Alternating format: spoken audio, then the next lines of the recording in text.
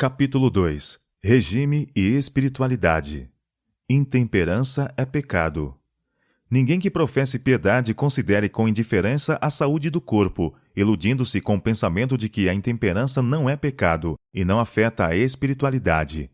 Existe íntima correspondência entre a natureza física e a natureza moral. Quanto a nossos primeiros pais, o desejo imoderado trouxe em resultado a perda do Éden. A temperança em todas as coisas tem mais que ver com nossa restauração no Éden do que os homens o imaginam. A transgressão da lei física é transgressão da lei de Deus. Nosso Criador é Jesus Cristo. Ele é autor de nosso ser.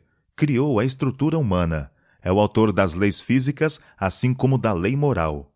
E o ser humano que se descuida, que descura dos hábitos e práticas atinentes à sua saúde e vida física, peca contra Deus. Muitos que professam amar a Jesus Cristo não mostram a devida reverência e respeito por aquele que deu sua vida para salvá-los da morte eterna. O Senhor não é reverenciado, nem respeitado, nem reconhecido. Isto é evidente pelo dano causado a seus próprios corpos em violação das leis de seu ser.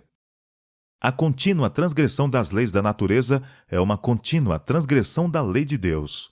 O atual peso de sofrimento e angústia que vemos por toda parte, a atual deformidade, decrepitude, doenças e imbecilidade que agora inundam o mundo, tornam-no, em comparação com o que poderia ser, e Deus designou que fosse, um hospital. E a geração atual é débil quanto ao poder mental, moral e físico. Toda esta miséria tem se acumulado geração após geração, porque o homem caído transgride a lei de Deus. Pecados da maior magnitudes são cometidos pela condescendência com apetite pervertido. Excessiva tolerância no comer, no beber, no dormir ou contemplar é pecado. A ação saudável e harmoniosa de todas as faculdades do corpo e da mente resultam em felicidade, e quanto mais elevadas e refinadas faculdades, mais pura e perfeita a felicidade. Quando a santificação é impossível. Grande parte de todas as enfermidades que afligem a família humana resulta de seus próprios hábitos errôneos, em virtude de sua voluntária ignorância ou do desprezo pela luz que Deus tem dado em relação às leis do seu ser. Não nos é possível glorificar a Deus enquanto vivemos em violação das leis da vida. Não é possível ao coração manter-se consagrado a Deus enquanto se tolera a concupiscência do apetite. Um corpo enfermo e o intelecto desordenado, em virtude de contínua tolerância para com a ruinosa concupiscência, torna impossível a santificação do corpo e do espírito. O apóstolo compreendia a importância das condições saudáveis do corpo para a bem-sucedida perfeição do caráter cristão.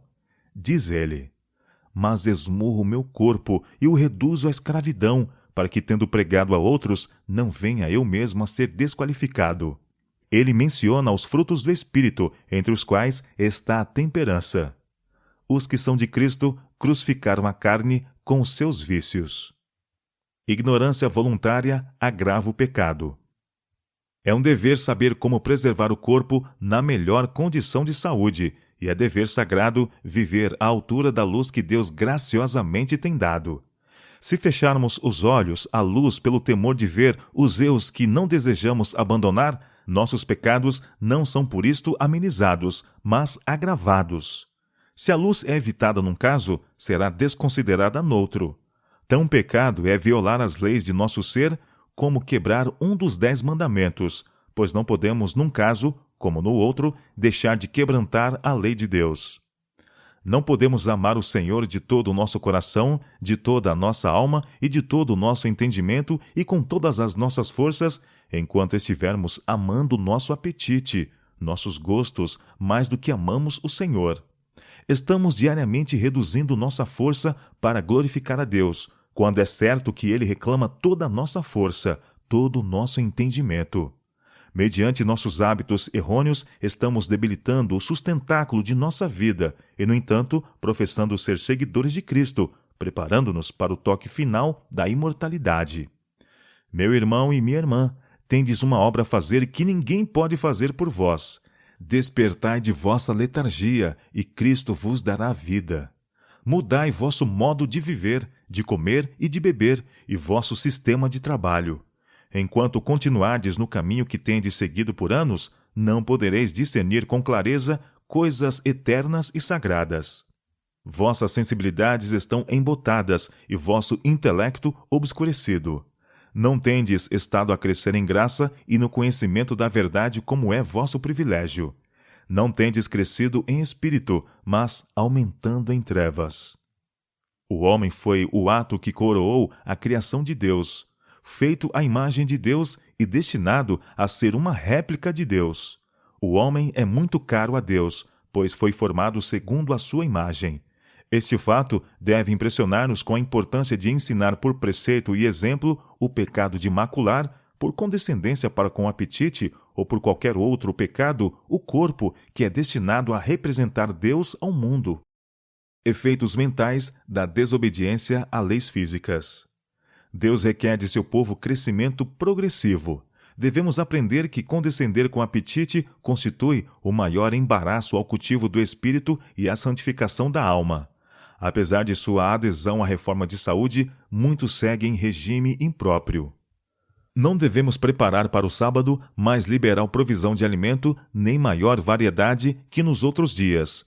Em lugar disto, a comida deve ser mais simples e menos se deve comer, a fim de a mente estar mais clara e vigorosa para compreender as coisas espirituais. Um estômago abarrotado quer dizer um cérebro pesado. As mais preciosas palavras podem ser ouvidas e não apreciadas devido à mente estar confusa por uma alimentação imprópria. Comendo demais no sábado, muita gente faz mais do que julga para se tornar incapaz de receber o benefício de suas sagradas oportunidades.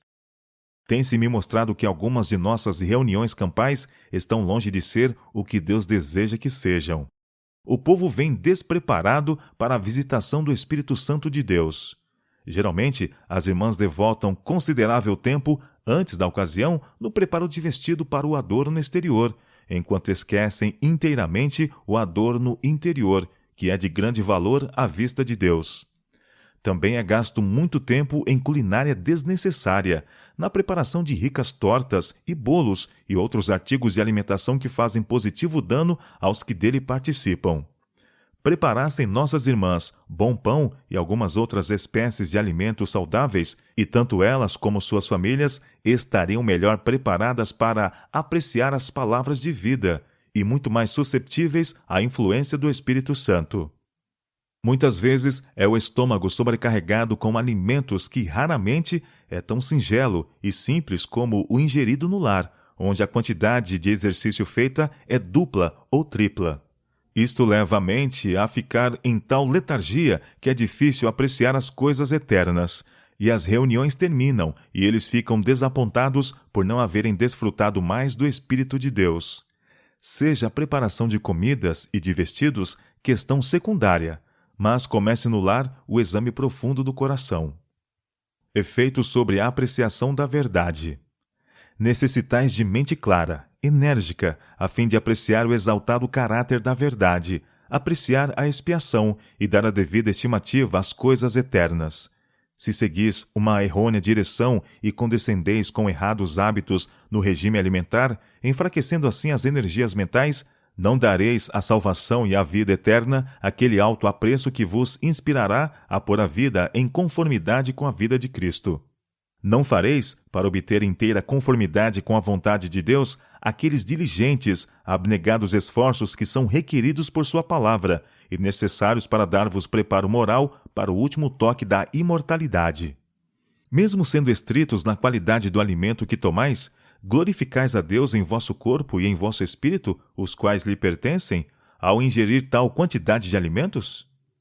Os que sobrecarregam o estômago com tanto alimento e assim pressionam a natureza não podem apreciar a verdade que deviam ouvir e considerar.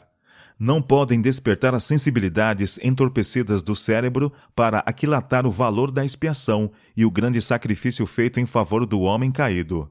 É importante que tais pessoas apreciem as grandes, preciosas e excelentes riquezas em reserva para os fiéis vencedores. A parte animal de nossa natureza jamais deve ser deixada a governar a parte moral e a intelectual.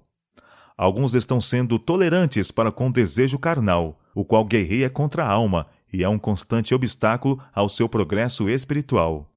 Levam eles consigo sempre uma consciência acusadora, e ao falar-se a verdade com franqueza, ofendem-se. Condenam-se a si mesmos e entendem que o assunto foi propositadamente escolhido para ferir o seu caso. Sentem-se ofendidos e atingidos, afastando-se das assembleias dos santos. Deixam de reunir-se, para que assim procedendo não sintam a consciência perturbada. Perdem logo o interesse nas reuniões e o amor pela verdade, e a menos que se modifiquem por completo, voltarão atrás e assumirão seu lugar com a hoste rebelde, que se coloca sob a bandeira negra de Satanás. Se esses crucificarem as concupiscências carnais que combatem contra a alma, ficarão fora do caminho, onde as setas da verdade passarão sem feri-los. Mas enquanto condescenderem com o concupiscente apetite e assim acariciarem os seus ídolos, far-se-ão alvos para as setas da verdade, e se a verdade é de alguma forma proferida, tem de ofendê-los. O uso de estimulantes antinaturais é danoso à saúde e tem influência obscurecedora sobre o cérebro, tornando-lhe impossível apreciar coisas eternas. Os que acariciam esses ídolos não podem retamente avaliar a salvação que Cristo operou por eles mediante uma vida de abnegação, de constante sofrimento e vexame, entregando finalmente sua própria vida sem pecado para salvar da morte iminente o homem. Manteiga e carne são estimulantes. Isto tem danificado o estômago e pervertido o gosto. Os nervos sensitivos do cérebro são insensibilizados e o apetite animal fortalecido às expensas das faculdades morais e intelectuais. Essas elevadas faculdades de função controladora têm sido enfraquecidas, de maneira que as coisas eternas não têm sido discernidas. A paralisia tem entorpecido o que é espiritual e devocional. Satanás tem triunfado por ver quão facilmente pode ele vencer pelo apetite e controlar homens e mulheres de inteligência, destinados pelo Criador para fazer uma boa e grande obra. Efeitos sobre o discernimento e a decisão. Tudo que nos diminui a força física enfraquece a mente e a torna menos capaz de discernir entre o bem e o mal. Ficamos menos aptos para escolher o bem e temos menos força de vontade para fazer aquilo que sabemos ser justo. O mau uso de nossas forças físicas abrevia o período de tempo em que nossa vida pode ser usada para a glória de Deus, e nos incapacita para cumprir a obra que Deus nos deu para fazer. Aqueles que, tendo tido luz sobre a questão de comer e vestir-se com simplicidade, em obediência às leis morais e físicas, ainda deixam a luz que lhes indica o dever, fugirão ao seu dever em outras coisas. Por fugirem à cruz que deviam assumir, a fim de estar em harmonia com a lei natural, maculam a consciência, e por evitar descrédito, violarão os 10 mandamentos. Há da parte de alguns decidida indisposição em suportar a cruz, desprezando a afronta. Os que acarretam enfermidade sobre si, por satisfazerem ao apetite, não têm corpo e mente saudáveis. Não podem pesar as evidências da verdade, nem compreender os reclamos de Deus. Nosso Salvador não estenderá tão baixo o seu braço para erguê-los de seu degradante estado, enquanto persistirem em prosseguir num caminho que os conduzirá cada vez mais baixo. De todos se requer que façam o que puderem para preservar sadio o corpo e saudável a mente. Se satisfizerem ao vulgar apetite, obliterando assim suas sensibilidades e entorpecendo suas faculdades perceptivas, de maneira que não possam apreciar o exaltado caráter de Deus ou deleitar-se no estudo de sua palavra, podem estar certos de que Deus não aceitará sua oferta indigna mais depressa do que aceitou a de Caim. Deus reclama deles que se purifiquem de toda a impureza da carne e do espírito, aperfeiçoando a santidade no temor do Senhor. Depois de haver o homem feito tudo em seu poder para garantir a saúde, recusando satisfazer ao apetite e às paixões grosseiras, a fim de possuir mente saudável e imaginação santificada, para que possa fazer a Deus uma oferta em justiça, está então salvo somente pelo milagre da graça de Deus, como a arca esteve salva sobre os vagalhões da tormenta. Noé havia feito tudo o que Deus dele requerera ao preparar a arca. Então Deus fez aquilo que o homem não podia fazer e preservou a arca pelo seu miraculoso poder. o abuso do estômago mediante satisfação do apetite, eis uma pródiga fonte da maioria das provas disciplinares na igreja. Os que comem e trabalham com intemperança e irracionalidade falam e agem irracionalmente. Um homem temperante não pode ser um homem paciente. Não é necessário ingerir bebidas alcoólicas para ser intemperante. O pecado do comer intemperante, do comer com demasiada frequência, do comer demais e alimentos ricos e não saudáveis, destrói a saudável ação dos órgãos digestivos, afeta o cérebro, perverte o juízo, impedindo o pensamento e a ação racionais, calmos e saudáveis. Esta é uma produtiva fonte de provas disciplinares na igreja. Portanto, para que o povo de Deus esteja numa situação aceitável com ele, que lhe permita glorificá-lo no corpo e no espírito, que lhe pertencem, precisa com interesse e zelo negar a satisfação de seus apetites, exercendo temperança em todas as coisas. Então pode ele compreender a verdade em sua beleza e pureza e manifestá-la em sua vida, e mediante uma conduta sábia, judiciosa, correta, evitar de dar aos inimigos de nossa fé qualquer ocasião para desacreditar a causa da verdade. Irmão e irmã G, despertai, eu vos rogo. Não haveis recebido a luz da reforma de saúde e agido com base nela. Se houvesseis restringido o vosso apetite, ter-vos-ei poupado muito trabalho e despesas extras. E o que é de consequência ainda mais vasta, teríeis mantido em reserva para vós mesmo melhor condição de saúde física e maior grau de força intelectual para apreciar verdades eternas. Teríeis cérebro mais claro para pesar as evidências da verdade e estaríeis melhor preparados para dar a outros a razão da esperança que há em vós.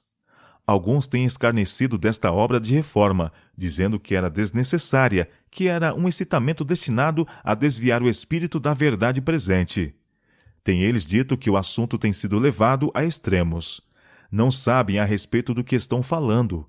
Enquanto homens e mulheres que professam piedade estão enfermos do alto da cabeça à planta dos pés, enquanto suas energias físicas, mentais e morais estão debilitadas pela satisfação do apetite depravado e o trabalho excessivo, como podem eles pesar as evidências da verdade e compreender os reclamos de Deus? Se suas faculdades morais e intelectuais estão obscurecidas, não podem eles apreciar o valor da expiação ou o exaltado caráter da obra de Deus, nem deleitar-se no estudo de sua palavra. Como pode um dispéptico nervoso estar sempre pronto a dar uma resposta a cada pessoa que lhe pergunte a razão da fé que nele há, com temor e mansidão? Quão depressa ele ficaria confuso e agitado, e por sua imaginação enferma seria levado a ver a questão em pauta sob uma luz errônea, e pela falta daquela mansidão e tranquilidade que caracterizam a vida de Cristo, não seria levado a desonrar sua crença quando contendendo com homens irrazoáveis? Considerando a matéria de um elevado ponto de vista religioso, precisamos ser integrais reformadores para ser semelhantes a Cristo. Vi que nosso Pai Celestial nos concedeu a grande bênção da luz sobre a reforma de saúde, para que possamos atender aos reclamos que Ele tem sobre nós e glorificá-lo em nosso corpo e espírito, os quais lhe pertencem, e finalmente estar sem mancha diante do trono de Deus. Nossa fé requer de nós que elevemos a norma e avancemos. Enquanto muitos põem em dúvida a conduta de outros reformadores de saúde, como homens razoáveis deviam fazer alguma coisa por si mesmos. Nossa raça está em deplorável condição, sofrendo toda sorte de enfermidades. Muitos herdaram doenças e são grandes sofredores em virtude de hábitos errôneos de seus pais. E, no entanto, seguem em relação a si mesmos e a seus filhos o mesmo errôneo caminho que seus pais seguiram para com eles. São ignorantes no que respeita a si mesmos, são enfermos e não sabem que seus próprios hábitos errôneos lhes causam imenso sofrimento. Poucos há, entretanto, que são suficientemente despertos para compreender quanto de seus hábitos dietéticos tem a ver com sua saúde, seu caráter, sua utilidade neste mundo e seu destino eterno. Vi que é dever dos que têm recebido a luz do céu e têm experimentado os benefícios de nela andar, demonstrar maior interesse pelos que estão ainda sofrendo por falta de conhecimento. Os guardadores do sábado, que estão à espera do breve aparecimento do seu Salvador, devem ser os últimos a manifestar falta de interesse nesta grande obra de reforma. Homens e mulheres devem ser instruídos, e pastores e povo devem sentir o fardo da obra que sobre eles repousa, de agitar o assunto e, com veemência, levá-lo a outros. Hábitos físicos têm muito que ver com o sucesso de cada indivíduo. Quanto mais cuidadoso fordes em vosso regime, quanto mais simples e não estimulante o alimento que sustenta o corpo em sua harmoniosa ação, mais clara será a vossa concepção do dever. Há necessidade de fazer-se cuidadosa revisão de cada hábito, de cada prática, visto a possibilidade de uma condição mórbida do corpo lançar uma nuvem sobre tudo. Nossa saúde física é mantida pelo que comemos. Se nosso apetite não está sob o controle de uma mente santificada, se não somos temperantes em tudo o que comemos e bebemos, não estaremos num estado saudável físico e mental para estudar a palavra de Deus com o propósito de aprender o que diz a Escritura. Que farei para herdar a vida eterna? Qualquer hábito não saudável produzirá no organismo uma condição não saudável, e a maquinaria viva, delicada, do estômago será prejudicada e não estará em condições de fazer o seu trabalho devidamente. O regime tem muito que ver com a disposição de entrar em tentação e cometer pecado. Se o Salvador dos homens, com sua força divina, sentia necessidade de oração, quanto mais deviam os fracos mortais, pecadores, sentir a necessidade de oração, oração fervorosa, constante. Quando Cristo se via mais tenazmente assaltado pela tentação, não comia nada. Confiava-se a Deus e, mediante fervorosa oração e perfeita submissão à vontade de seu Pai, saía vencedor. Os que professam a verdade para estes últimos dias, acima de todas as outras classes de professos cristãos, devem imitar o grande modelo na oração. Basta ao discípulo ser como seu mestre e ao servo como seu senhor. Mateus capítulo 10, verso 25. Nossas mesas acham-se frequentemente cobertas de iguarias que nem são saudáveis nem necessárias, porque amamos mais estas coisas do que a abnegação, o estar livre de doenças e ter mente sã. Jesus buscava diligentemente força de seu Pai. Isto o divino Filho de Deus considerava de maior valor, mesmo para si, do que sentar-se à mesa mais rica e variada. Ele nos deu provas de que a oração é essencial a fim de receber forças para lutar contra os poderes das trevas e realizar a obra que nos foi designada. Nossa própria força é fraqueza, mas a que Deus dá é poder e fará todo o que a recebe mais que vencedor. Efeito sobre influência e prestatividade. Que lástima é que muitas vezes, precisamente quando o maior desprendimento devia ser exercido, o estômago está carregado de um volume de alimentos inadequados, que ali permanece em decomposição. O mal-estar do estômago afeta o cérebro. O comedor imprudente não compreende que se está desqualificando para dar conselho sábio, desqualificando-se para estabelecer planos para o melhor funcionamento da obra de Deus. Mas isto é assim. Ele não pode discernir coisas espirituais e, em reuniões conciliares, quando devia dizer sim, de acordo, diz não. Apresenta propostas que estão além do admissível. O alimento que ingeriu obscureceu-lhe as faculdades cerebrais. A tolerância pessoal impede o instrumento humano de testemunhar da verdade. A gratidão que demonstramos a Deus por suas bênçãos é grandemente afetada pelo alimento posto no estômago. A condescendência em matéria de apetite é causa de dissensão, atritos, discórdia e muitos outros males. Palavras impacientes são proferidas e atitudes inamistosas adotadas, práticas desonestas seguidas e paixões manifestadas, tudo por causa dos nervos do cérebro que são afetados pelos abusos acumulados sobre o estômago. Não é possível impressionar alguns com a necessidade de comer e beber para a glória de Deus. A condescendência com o apetite afeta-os em todas as relações da vida. Isto se vê em sua família, em sua igreja, nas reuniões de oração e na conduta dos seus filhos. Isto tem sido a maldição de sua vida.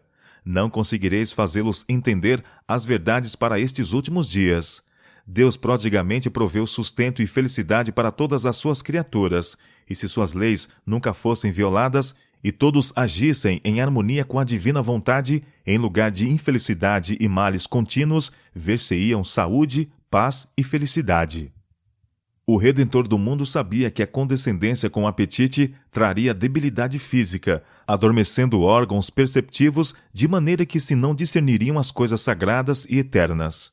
Cristo sabia que o mundo estava entregue à glutonaria e que isto perverteria as faculdades morais. Se a condescendência com o apetite era tão forte sobre a raça humana que, para derribar-lhe o poder, foi exigido do Divino Filho que jejuasse por cerca de 6 semanas em favor do homem, que obra se acha diante do cristão a fim de ele poder vencer da maneira por que Cristo venceu? A força da tentação para satisfazer o apetite pervertido só pode ser avaliada em face da inexprimível agonia de Cristo naquele prolongado jejum no deserto. Cristo sabia que, para com êxito levar avante o plano da salvação, precisava começar a obra redentora do homem exatamente onde começara a ruína. Adão caiu pela condescendência com o apetite. Para que no homem ficasse gravadas suas obrigações quanto a obedecer à lei de Deus, Cristo começou sua obra de redenção reformando os hábitos físicos do próprio homem. O declínio da virtude e a degeneração da raça são principalmente atribuíveis à satisfação do apetite pervertido. Responsabilidades especiais e tentações dos pastores. Pesa sobre todos, e em especial sobre os pastores que ensinam a verdade, solene responsabilidade de vencerem o apetite. Muito maior seria sua utilidade caso controlassem os apetites e paixões, e mais vigorosas seriam suas faculdades mentais e energias morais se aliassem o trabalho físico ao exercício mental. Tendo hábitos estritamente temperantes e com a combinação do trabalho muscular e da mente, poderiam realizar soma incomparavelmente maior de labor, conservando a clareza mental. Seguissem eles essa direção e seus pensamentos e palavras fluiriam mais livremente, haveria mais energia em suas práticas religiosas e mais assinaladas seriam as impressões causadas por eles em seus ouvintes. A intemperança no comer, mesmo de comida saudável, exercerá debilitante influência sobre o organismo, embotando as mais vivas e santas emoções. Algumas das pessoas trazem para as reuniões campais alimentos inteiramente impróprios para tais ocasiões, bolos finos e tortas, e uma variedade de pratos que perturbariam a digestão de um trabalhador sadio. Claro está que o melhor é considerado nada bom para o pastor. Então, o povo leva essas coisas à mesa dele, ou convidando-o para sua mesa. Desta maneira, os pastores são tentados a comer demais e alimento prejudicial. Daí não apenas é sua eficiência diminuída na reunião campal, mas muitos se tornam dispépticos. O pastor deve declinar dessa bem-intencionada, porém inadvertida hospitalidade, mesmo com risco de parecer descortês.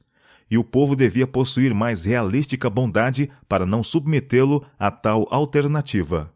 Erram quando tentam o pastor com alimento inadequado. Preciosos talentos têm se perdido para a causa de Deus, e muitos, ainda em vida, são privados de metade do vigor e força de suas faculdades. Os pastores, mais que qualquer outros, devem economizar a força do cérebro e dos nervos. Devem evitar todo alimento ou bebida cuja tendência seja irritar ou excitar os nervos. O excitamento será seguido pela depressão. Excessiva tolerância anuviará a mente e tornará confuso e difícil o pensamento. Ninguém pode tornar-se bem-sucedido obreiro nas coisas espirituais enquanto não observar estrita temperança nos hábitos dietéticos. Deus não pode deixar que seu Espírito Santo repouse sobre os que, embora sabendo o que devem comer para ter saúde, persistem numa conduta que enfraquecerá o corpo e a mente. Fazei tudo para a glória de Deus. Por inspiração do Espírito de Deus, Paulo, o apóstolo, escreve que tudo o que fizerdes, mesmo o ato natural de comer ou beber, deve ser feito não para satisfazer ao apetite pervertido, mas sob o senso da responsabilidade de fazer tudo para a glória de Deus. Cada parte do homem deve ser guardada. Devemos estar atentos. Não suceda que o que levamos para o estômago expulse da mente pensamentos altos e santos. Não tenho o direito de fazer o que desejo? Perguntam alguns, como se estivéssemos procurando privá-los de um grande bem, quando lhes apresentamos a necessidade de comer com inteligência, conformando todos os hábitos com as leis que Deus estabeleceu. Há direitos que pertencem a cada indivíduo. Temos uma individualidade e uma identidade que é nossa própria. Ninguém pode submergir sua identidade na de outrem. Todos precisam agir por si mesmos, de acordo com os ditames de sua própria consciência. Como lembrança do que seja nossa responsabilidade e influência, somos responsáveis diante de Deus como derivando dele a nossa vida. Isto não obtemos da humanidade, mas de Deus unicamente. Somos seus pela criação e pela redenção. Nosso próprio corpo não é nosso, para que o tratemos como desejamos, para que o danifiquemos com hábitos que levam à decadência, tornando impossível render a Deus perfeito serviço. Nossa vida e todas as nossas faculdades lhe pertencem. Ele cuida de nós todo momento, conserva em ação a maquinaria viva. Se fôssemos deixados à nossa própria sorte, por um momento, morreríamos. Somos totalmente dependentes de Deus.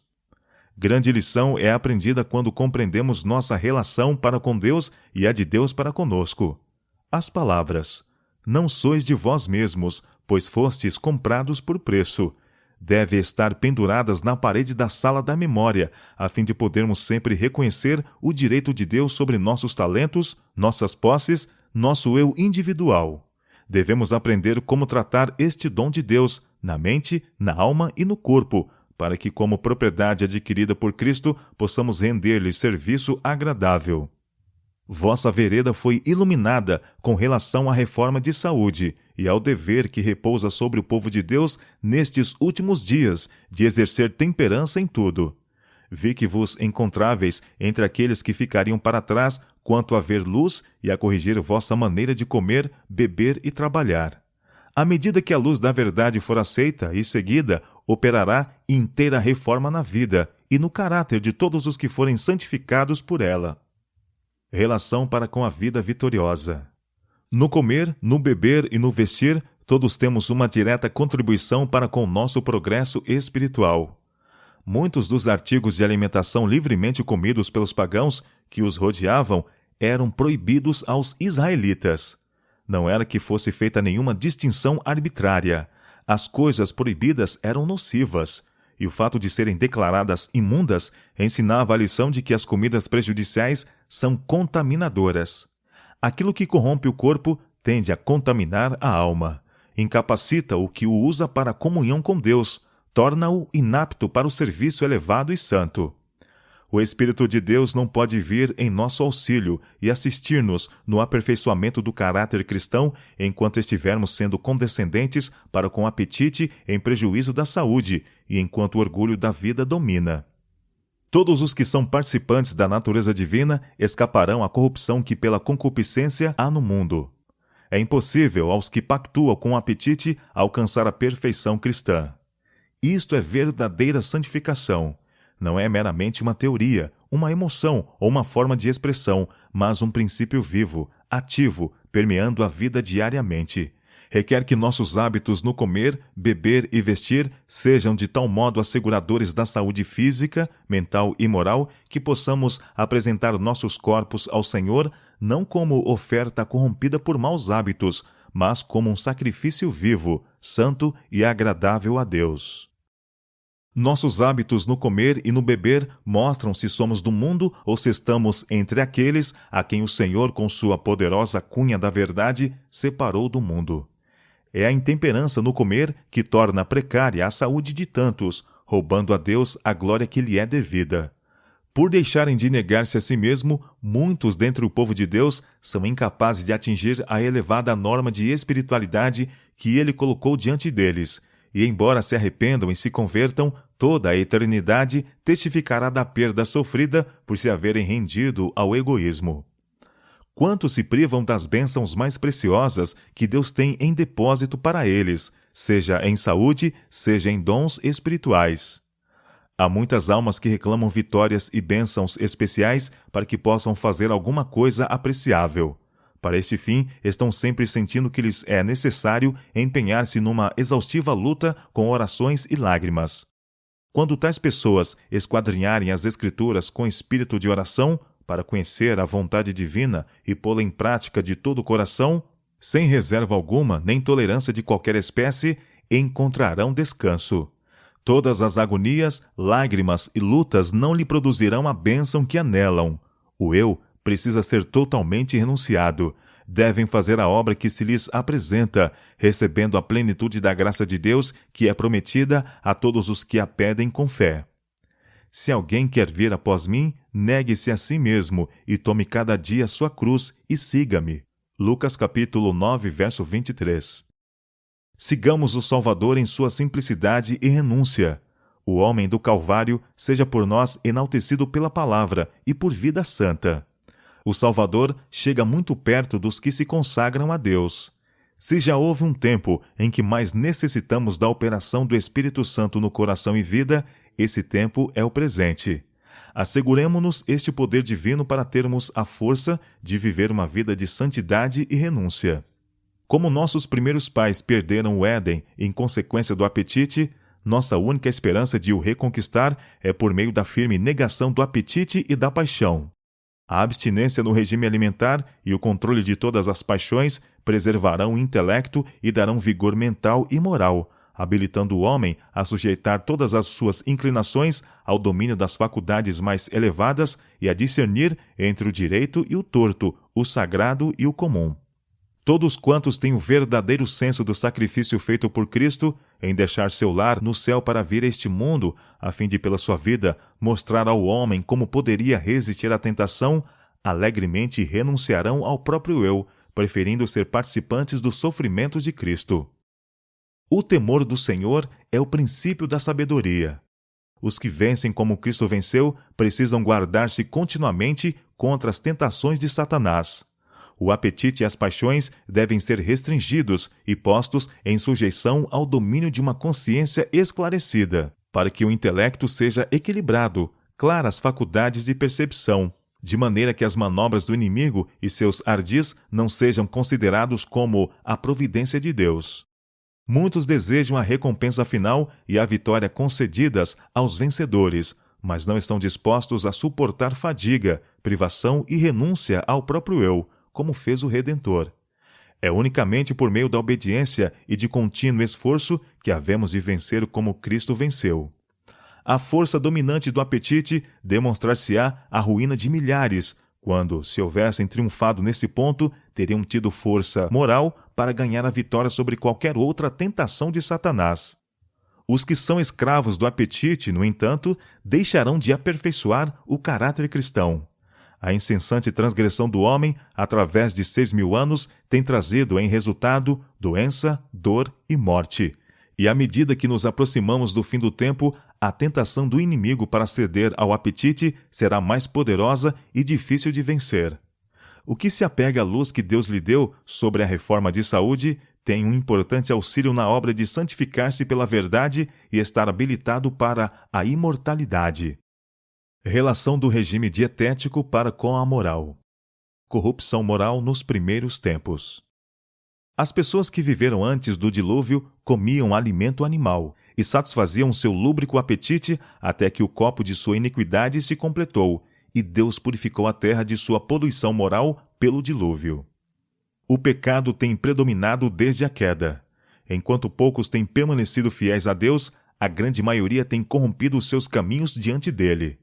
A destruição de Sodoma e Gomorra foi por conta de sua grande impiedade. Eles deram livre curso a seu intemperante apetite. Daí as suas paixões corrompidas, até que se haviam rebaixado de tal forma e seus pecados se tornaram tão abomináveis que o copo de sua iniquidade se encheu e eles foram consumidos pelo fogo do céu. Os mesmos pecados que acarretaram a ira de Deus sobre o mundo nos dias de Noé existem em nossos dias. Homens e mulheres hoje levam à glutonaria os seus hábitos de comer e beber. Este predominante pecado, a condescendência para com o apetite pervertido, inflamou as paixões dos homens nos dias de Noé e conduziu à corrupção geral, até que sua violência e crimes chegaram ao céu, e Deus lavou a terra de sua poluição moral através de um dilúvio. Os mesmos pecados de glutonaria e bebedice obliteraram a sensibilidade moral dos habitantes de Sodoma, de maneira que o crime parecia ser o deleite de homens e mulheres dessa cidade ímpia. Cristo assim adverte o mundo. O mesmo aconteceu nos dias de Ló. Comiam, bebiam, compravam, vendiam, plantavam e edificavam. Mas no dia em que Ló saiu de Sodoma, choveu do céu fogo e enxofre, e destruiu a todos. Assim será no dia em que o Filho do Homem se manifestar. Cristo nos deixou aqui a mais importante lição. Não encoraja a indolência em seu ensino. Seu exemplo foi o oposto disto.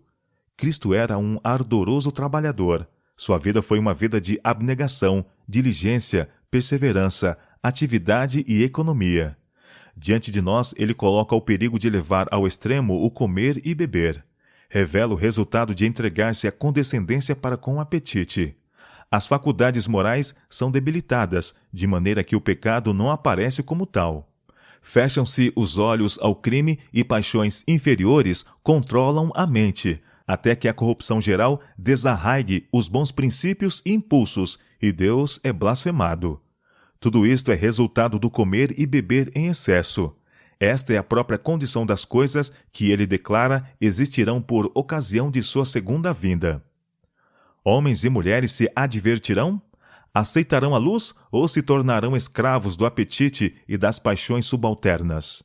Cristo nos apresenta algo mais elevado com que nos ocuparmos do que meramente com que comemos, o que beberemos ou com que nos vestiremos. Comer, beber e vestir-se são levados a tais excessos que se tornam crime e estão entre os pecados mais em evidência nos últimos dias e constituem um sinal da breve volta de Cristo. Tempo, dinheiro e força, que pertencem ao Senhor, mas por ele confiados a nós, são gastos em superfluidades desnecessárias no vestir e no luxo do apetite pervertido, que reduz a vitalidade e causa sofrimento e decadência. É impossível apresentar a Deus o nosso corpo em sacrifício vivo, quando esse corpo está cheio de corrupção e enfermidade, em virtude de pecaminosa condescendência. Corrupção predominante em virtude do apetite desregrado. Muitos se admiram de que a raça humana se tenha degenerado tanto física, mental e moralmente. Não compreendem que é a violação dos estatutos e leis divinas e a violação das leis da saúde que tem produzido esta triste degenerência. A transgressão dos mandamentos de Deus tem feito com que sua próspera mão seja removida. A intemperança no comer e no beber e a condescendência para com as paixões baixas têm entorpecido as finas sensibilidades, de maneira que as coisas sagradas têm sido postas no mesmo nível que as comuns. Os que se permitem tornar-se escravos de um apetite glutão vão muitas vezes ainda além e se rebaixam na tolerância para com suas corrompidas paixões, as quais foram excitadas pela intemperança no comer e no beber. Dão livre curso às suas paixões aviltantes, até que a saúde e o intelecto sofrem grandemente. As faculdades racionais são, em grande medida, destruídas por maus hábitos. Irregularidade no comer e no beber e a maneira imprópria de vestir torna depravada a mente, corrompe o coração e leva os mais nobres atributos da alma em escravidão às paixões animais. Ninguém que professe piedade se refira com indiferença à saúde do corpo, iludindo-se a si mesmo com o pensamento de que a intemperança não é pecado, nem afeta sua espiritualidade. Há entre a natureza física e a moral íntima relação. A norma de virtude é elevada ou degradada pelos hábitos físicos. O excesso no comer, ainda que seja o melhor alimento, produzirá condições mórbidas dos sentimentos morais. E se o alimento não é o mais saudável, os efeitos serão ainda mais danosos. Qualquer hábito que não promova ação saudável no organismo degrada as faculdades mais altas e mais nobres. Hábitos errôneos no comer e no beber levam a erros de pensamento e de ação. A tolerância para com o apetite fortalece as propensões animais, dando-lhes ascendência sobre as faculdades mentais e espirituais. Abstende-vos das concupiscências da carne, que combatem contra a alma. É a linguagem do apóstolo Pedro. Muitos admitem esta advertência como aplicando-se apenas aos licenciosos, mas ela tem significado mais amplo. Guarda contra toda satisfação danosa do apetite ou das paixões. É uma advertência muito vigorosa contra o uso de estimulantes e narcóticos, tais como chá, café, fumo, álcool e morfina. A tolerância para com isto pode muito bem ser classificada entre as concupiscências que exercem perniciosa influência sobre o caráter. Quanto mais cedo são esses hábitos formados, mais firmemente eles mantêm suas vítimas na escravidão da luxúria e mais seguramente rebaixarão eles a norma de espiritualidade. Necessitais praticar a temperança em todas as coisas. Cultivai as superiores faculdades da mente, e haverá menos força no crescimento animal. É-vos impossível crescer em força espiritual enquanto vossos apetites e paixões não estiverem sob controle. Diz o apóstolo inspirado: esmurro meu corpo e o reduzo à escravidão, para que, tendo pregado a outros, não venha eu mesmo a ser desqualificado. Meu irmão, levantai-vos, eu vos rogo, e deixai que a obra do Espírito de Deus se aprofunde além da superfície, que ela atinja as profundezas da fonte de cada ação. O que se deseja é princípio firme e vigor de ação, tanto nas coisas espirituais como nas temporais. Falta fervor a vossos esforços. Oh, quantos estão baixos na escala da espiritualidade, porque não se negam ao próprio apetite. A energia nervosa do cérebro é obscurecida e quase paralisada pelo excesso no comer. Quando tais pessoas vão aos sábados à casa de Deus, não conseguem conservar os olhos abertos. Os mais ferventes apelos não logram despertar o seu intelecto inerte, insensível. A verdade pode ser apresentada com profundo sentimento, mas não desperta a sensibilidade moral, nem ilumina o entendimento. Tais pessoas têm procurado glorificar a Deus em todas as coisas? Influência de um regime dietético simples.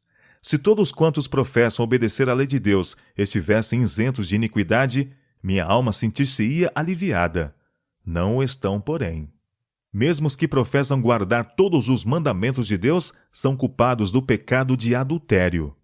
Que posso eu dizer que lhes desperte as adormecidas sensibilidades?